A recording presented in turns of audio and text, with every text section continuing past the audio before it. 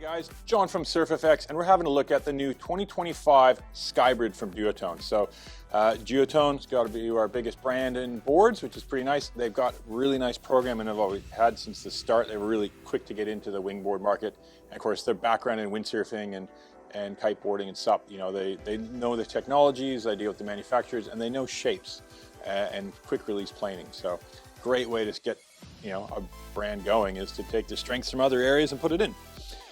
So here we have a board that is basically, the Skybrid kind of name is the hybrid. So it is a narrower, longer wingboard. So a lot of guys are using the downwind boards for winging, particularly in light winds. Great to get up and going. And there's a new trend for mid-length boards. They all tend to be a mini downwind board, where this is more of a narrower, longer wingboard. So, you know, it kind of makes sense. The outline of this board is super straight. So, I mean, you can really see that from the bottom here. They've done quite a bit of work on this. It's not just an elongated wingboard. It's a little bit different. So you've got quite a bit of concave, kind of from the middle of the board forward through the nose. So that concave gives the board lift. Again, we're talking about getting this going light wind, so it's all about release, release, release. So concave for the lift in the front. You got a chamfered edge, which you can see nicely because of the black line, which goes pretty far up. Again, that's for a straight release of water. Through the middle of the board here, that chamfered edge comes closer to the rail, so it actually makes a nice straight outline. Again, you don't want many curves. The more curves you have, the slower the water is going to go over the surface and slow everything down. So it's quite flat through the back end, and you see tail cutouts, very reminiscent of the windsurfing boards, slalom boards. Now they serve a very big purpose. So what it does, it gives you a floaty tail. So when you're getting on going, when you're chugging before it's released, you know, your tail is got buoyancy. As you pick up speed, the water releases off that sharp edge and it cuts the drag. So basically, you know, it almost becomes an air pocket here in the cutout where you're not getting really drag at all. So fantastic, because it really just, yeah, makes it all about a quick release. The boxes on these, they have gone quite long. These boxes are carbon.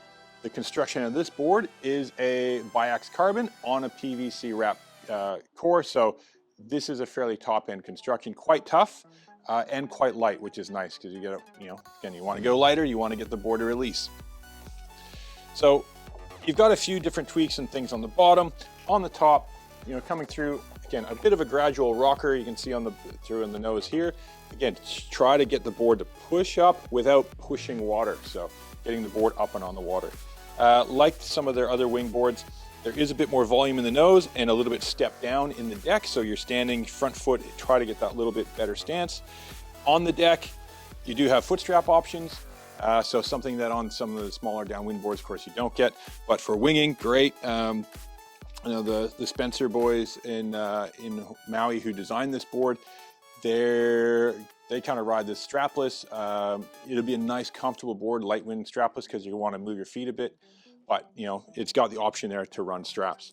And then down the back, you've got a kicktail. But you can see how far forward that back foot strap is. So to get you on top of the boxes a bit more, everything forward. So really, if you line this up on top of a regular, more square, wider wingboard, the box length area doesn't make this board too much longer.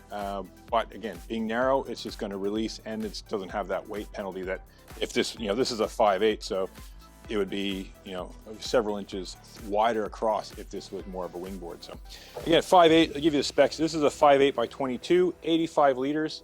You know, these are a little bit tippier to get going on, just because they're narrow. That's just in the nature. So they're a great intermediate board, and, you know, kind of getting your drives down, stuff like that. That's who'd be looking at this. It's not an outright beginner board, but it really just makes your light wind ability much better.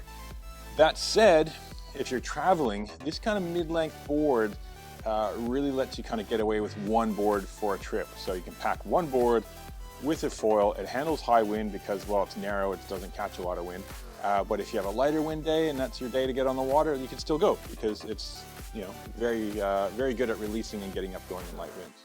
So with that efficiency you get having a narrow outline, the volume packed tail while still having the cutouts and stuff like that, it lets you run a smaller foil. And if you've done it before and run smaller stuff, if you're coming into this sport and you've only used the big beginner stuff, when you go smaller foils, things change. Everything's faster, you know, there's less drag on the foil. Once you're up and going, the only really way to lose drag and to gain efficiency particularly is to get a smaller foil. So everything's faster, everything's more responsive, and that's where you kind of want to go. And these boards will let you do it because you don't have to have that big floaty board to just get off the water using a big wing. You can go a smaller wing and still get this thing off the water.